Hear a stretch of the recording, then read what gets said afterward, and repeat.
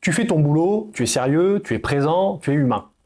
Tu communiques, tu soutiens, tu organises, tu règles les problèmes. Pourtant, l'équipe patine.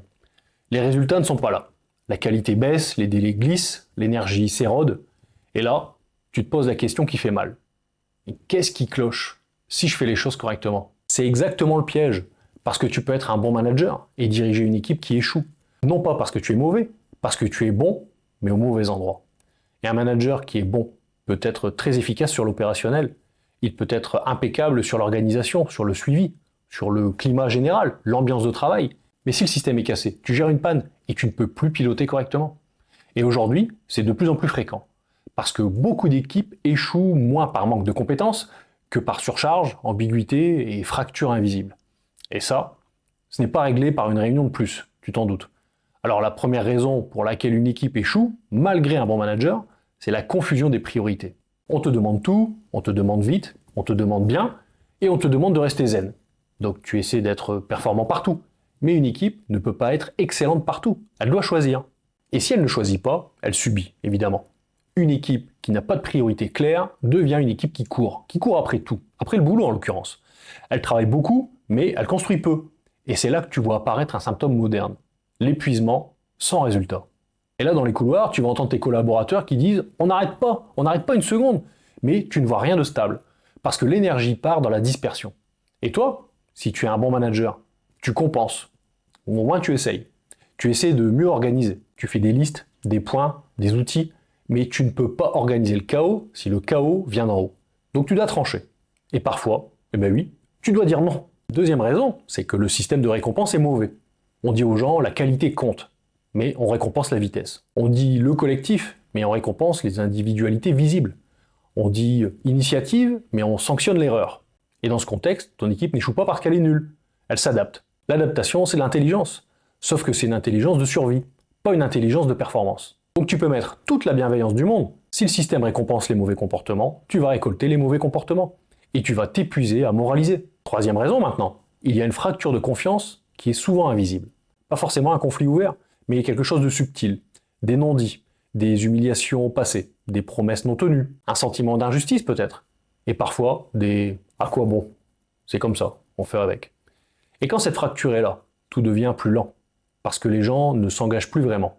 Ils font le job, mais ils ne mettent pas leur énergie profonde. Et toi, tu veux et tu peux être très bon.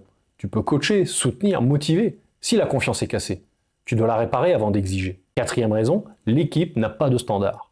Je sais, c'est pas sexy, mais c'est la base. Une équipe sans standard, c'est une équipe où chacun fait à sa façon. Donc chaque échange devient une négociation. Chaque livrable devient une discussion. Chaque réunion devient un débat. Et dans ce bazar ambiant, même un bon manager s'épuise. Les standards ne sont pas des process lourds, ce sont des règles communes, des façons de faire partagées. Comment on se parle, comment on annonce un risque, comment on tient un engagement, comment on tranche, comment on escalade un problème. Sans standard, tu n'as pas une équipe, tu as une addition d'individus. Cinquième raison, la compétence n'est pas au bon endroit. Et ça, c'est très actuel avec les réorganisations. Tu as des gens brillants, mais pas alignés sur les bons rôles. Par exemple, tu as des profils seniors sur des tâches juniors, ou alors tu as des juniors sur des sujets critiques. Tu as des talents épuisés parce qu'ils portent tout. Et toi, tu compenses en redistribuant au mieux. Mais si la structure est bancale, tu ne fais que déplacer le poids. Sixième raison, l'énergie collective est en déficit. On n'en parle pas assez, mais c'est réel. Une équipe peut échouer juste parce qu'elle est fatiguée. Pas un peu. Fatiguée au point de ne plus pouvoir produire du bon. Et si tu ignores ça, tu vas confondre fatigue et mauvaise volonté. Tu vas recadrer là où il faudrait récupérer. Tu vas exiger là où il faudrait protéger. Et là, tu perds les meilleurs, parce qu'ils se disent « ici, on ne voit pas la réalité ». Septième raison, tu es un bon manager, mais tu n'es pas un leader sur le cap. Tu gères le quotidien, tu gères l'ambiance, mais tu ne portes pas une direction claire. Ou tu la portes, mais tu ne la tiens pas. Et attention, ça ne veut pas dire que tu es faible. Ça veut surtout dire que tu es dans la maintenance et certainement pas dans le pilotage. Et une équipe sans pilotage finit par tourner en rond. Donc la vraie question, ce n'est pas pourquoi ils échouent. La vraie question, c'est où est la panne ? Et où est-ce que je les emmène tous ? Et là, je te donne un diagnostic simple, concret et applicable. Tu prends ton équipe et tu regardes 4 cadrans. Pas pour faire joli, pour décider. Le cadran numéro 1, c'est la clarté. C'est-à-dire, est-ce que tout le monde peut dire la priorité numéro 1 du service en 10 secondes ? Sinon, tu as le problème. Le cadran numéro 2, c'est les standards. Est-ce qu'on a des règles simples, communes sur ce qui compte vraiment ? Sinon, Là aussi, tu as ton problème. Cadran numéro 3, c'est la confiance. Et oui, est-ce que les gens disent la vérité, même quand c'est risqué? Et si ce n'est pas le cas, à nouveau, tu as ton problème. Quatrième et dernier cadran, c'est l'énergie.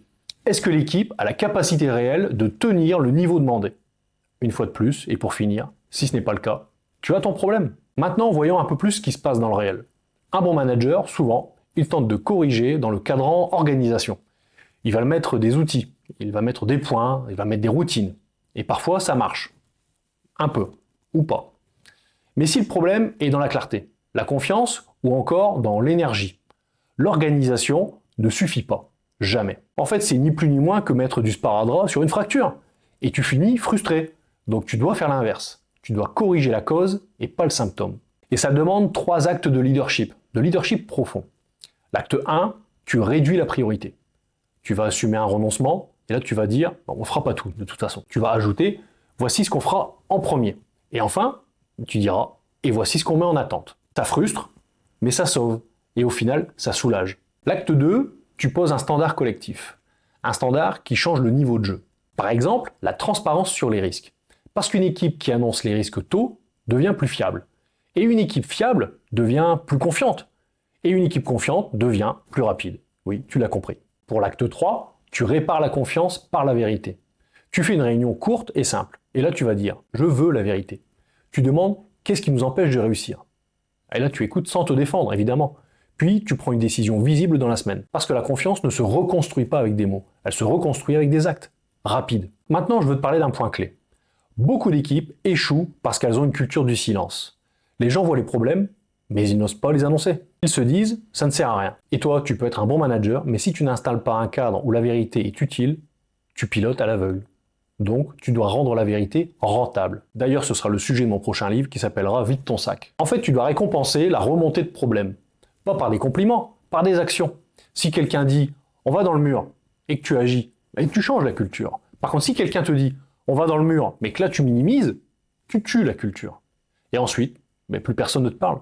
Donc si ton équipe échoue malgré ta bonne volonté, ne te dis pas « je dois être meilleur ». Dis-toi « je dois être plus clair, plus tranchant, plus protecteur ». Parce que ce qui manque souvent, ce n'est pas la gentillesse, c'est la structure. Alors je te donne brièvement un petit plan d'action modeste, mais sur 10 jours. Tu peux l'appliquer sans révolutionner l'organisation.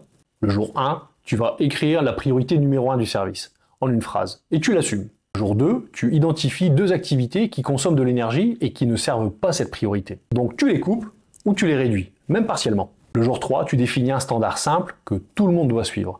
Par exemple, annoncer les risques le plus tôt possible. Tu l'expliques en 30 secondes, c'est largement suffisant. Jour 4, tu fais un tour d'équipe en tête à tête. Tu poses une question simple. Qu'est-ce qui t'empêche de réussir? Surtout, tu écoutes. Le jour 5, tu choisis un irritant à supprimer. Quelque chose de concret. Et tu le règles le plus vite possible. Tu passes à autre chose. Le jour 6, tu mets en place une courte routine de pilotage. En 10 minutes. 3 questions. Qu'est-ce qu'on a fait sur la priorité qu'on avait identifiée? Qu'est-ce qui bloque? Et de quoi as-tu besoin? Le jour 7, tu ajustes la charge. Tu identifies là où ça craque. Et tu réalignes. Le jour 8, tu recadres un écart de standard. Calmement. Juste pour montrer que le cadre existe. Sans violence, mais humainement, simplement. Le jour 9, tu fais un point collectif de vérité. Voilà ce qui change, voilà ce qu'on garde, voilà ce qu'on ne garde pas, et à partir de maintenant, ce sera comme ça. Et enfin, le jour 10, tu mesures un indicateur simple. Qualité, délai, satisfaction client, la charge, peu importe, des KPI, t'en as plein ton tiroir. Et là, tu dis, voilà la suite. Ce plan fait une chose essentielle. Il rend l'équipe pilotable, il remet de la clarté, des standards, de la confiance et de l'énergie. Et il te donne une trame fiable pour pouvoir relancer la machine le cas échéant. Et c'est exactement pour ça qu'une équipe échoue malgré un bon manager. Parce qu'un bon manager, s'il n'active pas ses leviers, reste dans le quotidien. Et le quotidien, sans direction, ça devient un marécage. On s'enlise, on s'embourbe. Comme à chaque vidéo, on termine avec une phrase importante à garder en tête. Une équipe ne meurt pas d'un manque de talent. Elle meurt d'un manque de clarté et de vérité. Donc si tu veux sauver ton équipe, ne cherche pas à être encore plus gentil. Ne cherche pas à être encore plus présent. Cherche simplement à être plus structurant. Alors comme d'habitude, pour mieux appréhender le sujet, tu as bien évidemment mon livre du courage bordel qui révèle beaucoup de facettes qu'on a abordées dans cette vidéo, avec humour en plus, donc tu pourras y prendre du plaisir. Et tu trouveras également la fiche mémo de cette vidéo en téléchargement directement dans la description ici en dessous. Si tu es convaincu, je t'invite tout simplement à le dire, à penser à laisser un j'aime sur cette vidéo, à le partager, à laisser un commentaire, à t'abonner bien évidemment si ce n'est pas déjà fait. Et dans la prochaine vidéo, sache qu'on va parler du moment où tu dois trancher et où tu as peur de perdre ton équipe. Le sujet précis sera comment prendre une décision difficile sans casser la confiance, sans perdre l'adhésion et sans t'épuiser. On continue. Allez, à très vite.